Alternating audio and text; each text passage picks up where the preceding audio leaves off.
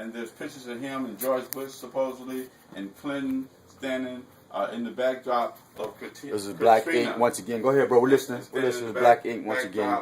Of Katrina, another and brother there's supposed to be evidence of that picture, and it has something funny to do with the timing of Katrina, and why was he taking that picture? There's a junior senator, I think it was his first year in office, all of a sudden get propelled and was introduced to the NAACP. He spoke. It was a Democratic convention where he came in and spoke and gave such a fiery speech that when he walked away, everybody said, "Who is this nigga?" Excuse my French, but who is this nigga?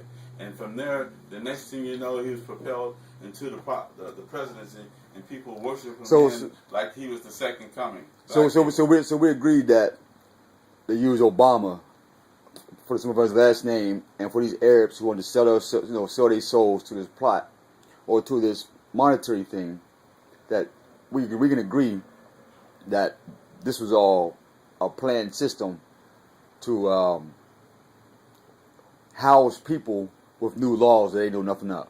I'll say this here, man, is that I think the man moved in multiple facets to keep control, okay, and to continue to enslave, and enslave is by leverage the resources, meaning be the master pimp. So if that's the case, then they'll do any by any means necessary. And that was one of their moves. There were multiple moves, but he played into the picture. They helped him, do some major work, as our brother Barry say, in the refinement stage of white supremacy. Yeah. So he has us, and he knows. Oh, but guess what? You know what come to me, right? About I kept seeing the word Illuminati, luminary, light, darkness, and the true beauty of darkness and the true damages of light, is that when we say shine or light, or he's bright, or he's intelligent, or they're educated, then that light is pretty much minimal then, right? Because there's those of us that may have a greater light, or there could be many lights, like a flashlight.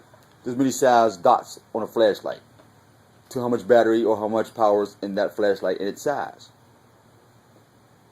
So we look at the sun like a flashlight and say, wow, okay, who got the switch? Who's holding the flashlight? Who's exposing us to this knowledge?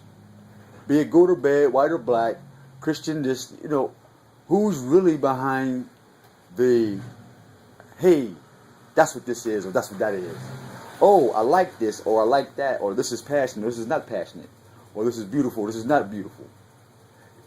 Who gave us that light of what this is? Because when I've studied the prophets, right, and I studied all the books of the world religions and all the great leaders, be them good or bad, I'll study Hitler. I like Hitler. The guy was brilliant. You know what I mean? But he had a plan that was not healthy. Sarah. Okay, Sarah. But just knowing, just understanding that the Most High said that I didn't give you that light originally.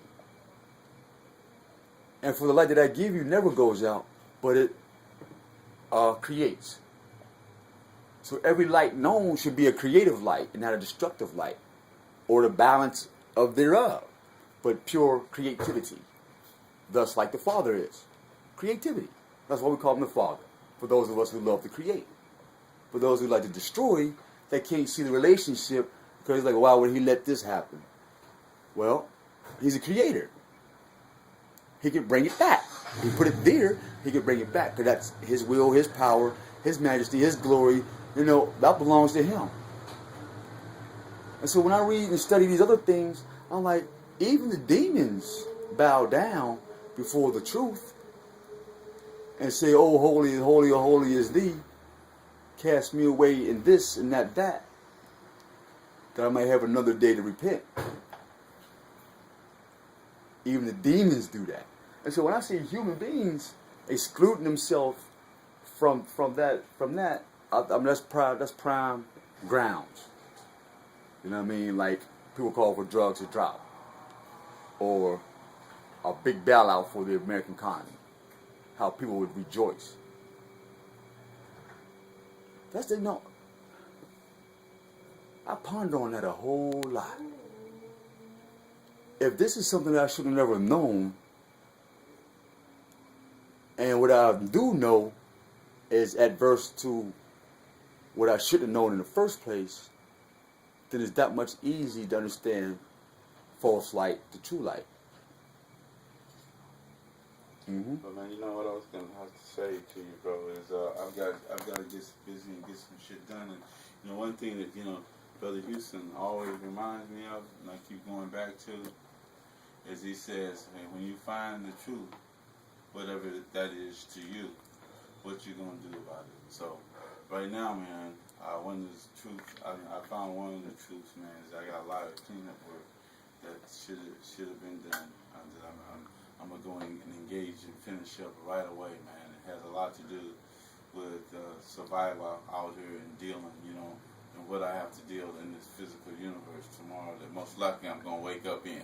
So I'm gonna do the right thing, and then the right shit's gonna turn out just like first thing first. It's like cultivating in the universe and the cosmos, and how we coordinate and put things together. Yeah. It has a whole lot to do with what happens tomorrow and the next day and the next day, because I'm utilizing the principles and the laws and the wisdom that I'm endowed with and that I've been passed down to, and and that I perceive to make this be in the backdrop as quickly as humanly possible. Right. And one of the key parts I see in it is for me. Thank you. Is I'm really looking real deep at working whatever it is I do.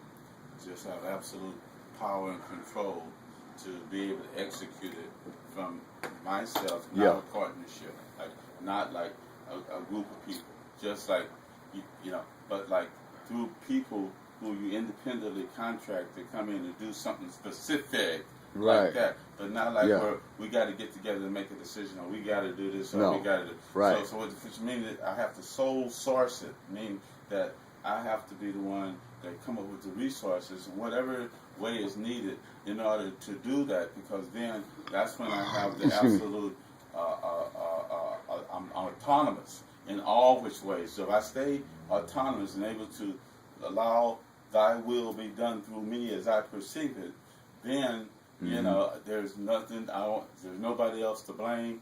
There's nothing else to say. It's all about Al. Who's Al Friday? This is who I am. So right now, my focus is that I'm aware and I know what I'm put here to do. Okay, and it can be in so many different ways that like you creative. You know how to work on cars. You know, there's so much that you know how to do and possibly can do.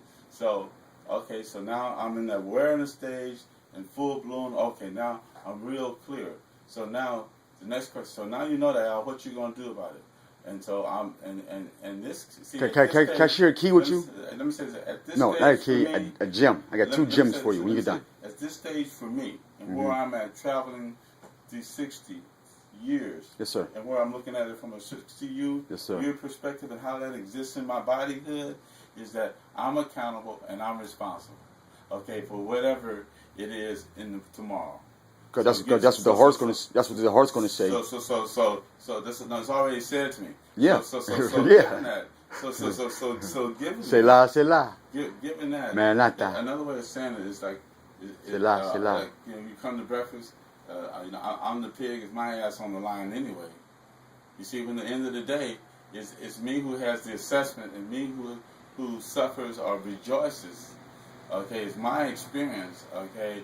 That can persecute me, that can haunt me, that can give me regret. So what I'm about is designing one with nothing but bliss and joy, even in the challenge and the struggle, but yet there's bliss and joy in that, as opposed to suffering and questioning and regretting and all those kind of conversations and blaming, all that. No, that's where I'm working to move to, and I predict it's possible.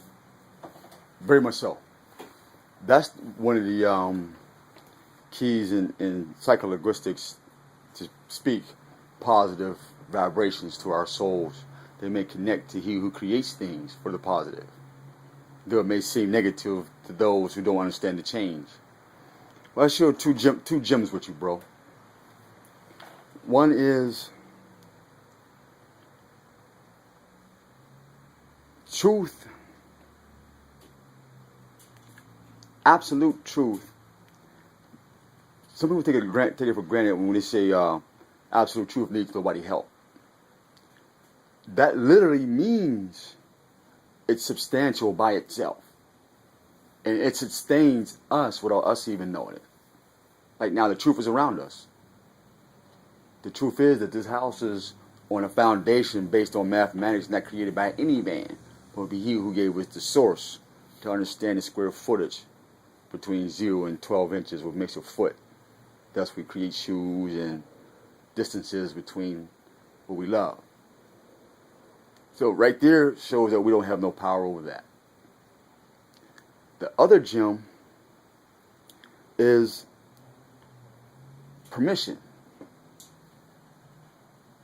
Yeah. Oh, Father, bless thou ignorance with thy true light, that whatever I reach my hand out to becomes prosperous, for you know all things.